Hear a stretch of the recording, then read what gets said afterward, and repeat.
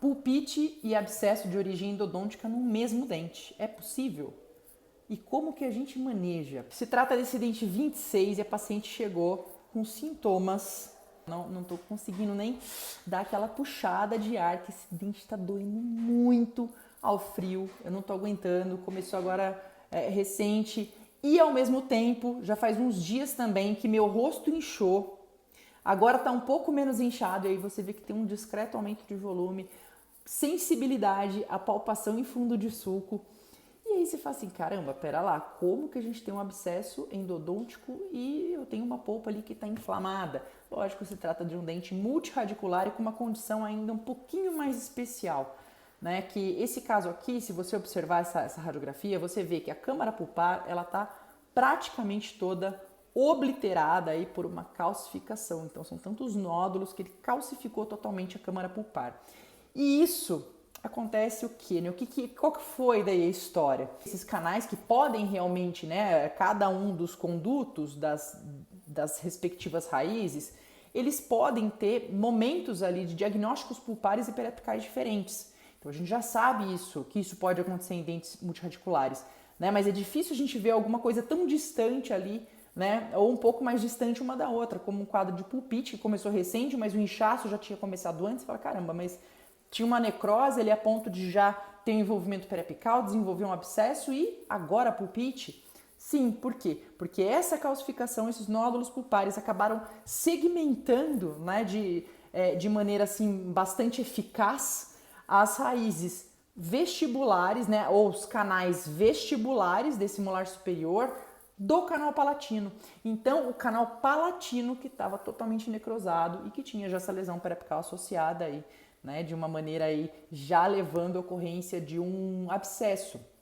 Então, é muito importante, né, nesse tipo de caso, a gente chegar nesse diagnóstico, né, dá para você levantar essas hipóteses antes de você colocar a mão ali no dente da paciente, só que lembra daquela história que a gente conversa a respeito da comunicação e planejamento com o paciente? Vamos supor que eu achei, falei, beleza, é molar, né? Molar a gente tem aqui, sabe que pode acontecer, dente multirradicular, isso daí é história antiga, Fernanda, calma lá. Aí você pega, né, espertão, fala assim, espertona, abre. E aí a hora que você abre, você olha, tá todo mundo necrosado, tem nada, nem aquela coisinha mínima que justificaria, né, uma dorzinha ali, às vezes ao quente, não ao frio, né, pela manutenção de alguma fibra C que sobrevive mais tempo à hipóxia. Aí a sua pulga vem atrás da orelha e fala, caramba, né, pera lá, que eu falei pra paciente que tudo isso era desse dente, porque eu achei multirradicular, mas não é. Então, por isso, ainda que você tenha, né, levantado essa hipótese de que pode sim estar vindo toda essa dor, toda essa queixa, porque a queixa da paciente não era só abscesso, era dor ao frio, tá? Então era pulpite, você tem que ouvir. Se você passou reto nisso, você vai seco ali naquele dente 26, e você abre e a parte da polpa, né, inflamada não estava vindo dali. E pode não estar vindo dali, porque especificamente nessa paciente ela tinha aí exposição radicular em outros dentes que muito bem poderiam estar envolvidos aí nesse quadro. Então o que eu conversei com essa paciente no começo, antes de botar a mão na massa? Falei, olha, tudo indica, né? Expliquei para ela exatamente o que eu expliquei para vocês, né, que se trata de um dente com mais de uma raiz e cada raiz ela pode estar no estágio diferente, um está no estágio de inflamação, outro está na infecção, já te causando esse quadro aí de aumento de volume, de inchaço. Como que a gente vai saber ao certo se está todo mundo desse dente ou não? Depois que a gente colocar a mão na massa. Depois que passar a sua anestesia. E aí sim você vai testar com gelado e ver se zerou ou se a sensibilidade com gelado ainda está presente. Por quê? Porque ela pode estar vindo de um outro dente, tá? Então é a forma que a gente sabe, né? É dessa forma, mão na massa. Antes disso, o que a gente tem são hipóteses, certo? Então, na hora que a gente fala, aí o paciente, tá certo, agora eu entendi, realmente, eu tenho sim exposição de raiz nos outros dentes, que de vez em quando eu tenho sensibilidade, pode ter mais de um envolvido?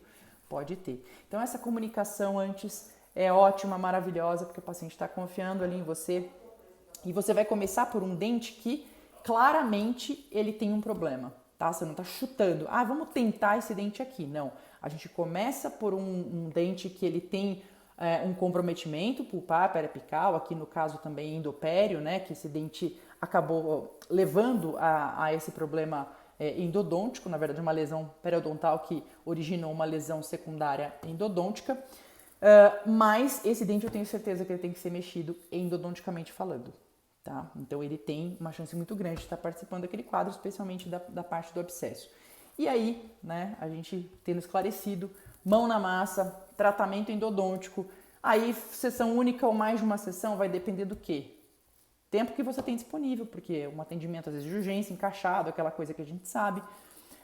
Segundo ponto, você conseguiu secagem dos canais, conseguiu secagem, está com tempo disponível, pode fechar a parte endodôntica, a parte periodontal, faço endo ou faço peri. O melhor dos cenários, faz os dois. Se você está com tempo reduzido e é um caso que ele tem envolvimento endopério, você quer fazer uma abordagem dos dois, você coloca um ultrassom, né? Nem que não seja uma raspagem exatamente como tem que ser conduzida, às vezes por um colega, um periodontista, mas inicialmente você já pode remover um grosso dessa infecção periodontal, né?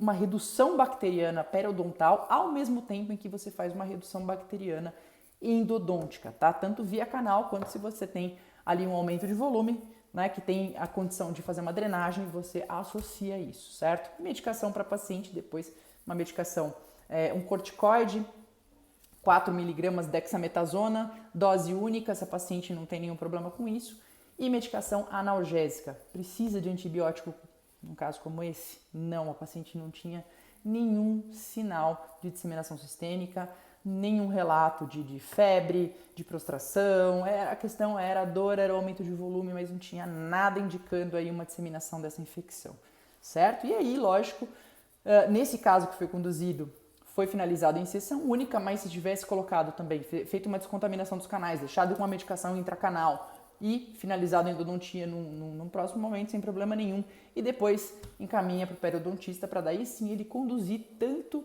o tratamento adequado de raspagem e verificar logicamente, né, a condição e conversar com o paciente a respeito de um tratamento, uma terapia de manutenção periodontal, né, porque o que pode eventualmente prejudicar o prognóstico desse caso ou levar até mesmo, né, a perda desse dente, aí nesse caso seria muito mais o lado periodontal do que o lado endodôntico. Você vê que esse caso não é um caso de dia a dia, né? Não é aquela coisa assim tão comum de chegar no consultório. E a gente ali dentro do consultório, quantos sufocos eu já não passei, né? Com um caso assim, que chegava e aí você fala, caramba, né? Queria um colega para conversar aqui comigo, né? Queria um periodontista para conversar comigo, queria, enfim, algum colega também que desse o olhar dele, desse uma luz, desse uma ideia, né? A nossa vida no consultório, às vezes, ela parece ser um pouquinho mais solitária e a gente acaba tendo que arcar, né, com o peso de tomadas de decisão, que são tomadas de decisão bastante importantes, né, que envolve a saúde do paciente, em alguns casos que envolve sim, né, essa proteção da vida do paciente, né, se a gente está falando de um abscesso especialmente, né, de não querer tomar uma decisão errada eventualmente ou não mais adequada e colocar a vida desse paciente em risco. Então, é um tipo de decisão que realmente pesa, né? Eu já senti muito esse peso, já dei muita cabeçada. Queria muito, né, ter discutido esses casos antes com colegas ou ter a quem recorrer, né? E amanhã, né, para você que quer um suporte, não só qualquer suporte, né, mas suporte de alguém que tem uma boa bagagem clínica, que você pode discutir sua casuística de consultório, que você pode trazer suas dúvidas a respeito de endo. Amanhã a gente começa o nosso primeiro plantão Endolovers, que é um plantão semanal que a gente tem. Hoje o acesso a esse plantão se dá através do curso de controle de dor e endodontia. Pelo menos, né, hoje você verifica, depois você clicar no link que está na descrição aqui desse vídeo, para garantir a inscrição no curso, você vê lá se um dos bônus está lá escrito 12 meses, ou seja lá o tempo que for de acesso ao plantão semanal da Endolovers, tá? Se tiver lá e você tem você acha que pode realmente, né, te ajudar e de alguma forma conversar, trazer esse caso clínico aqui para um olhar de uma pessoa que tem bastante bagagem, que tem bastante embasamento científico, que tem bastante suporte, né, para poder te dar, convido você a clicar lá, se inscrever e quem sabe a gente se vê já amanhã nesse primeiro plantão ao meio-dia, tá certo? Um grande abraço, um grande beijo e a gente se vê na próxima.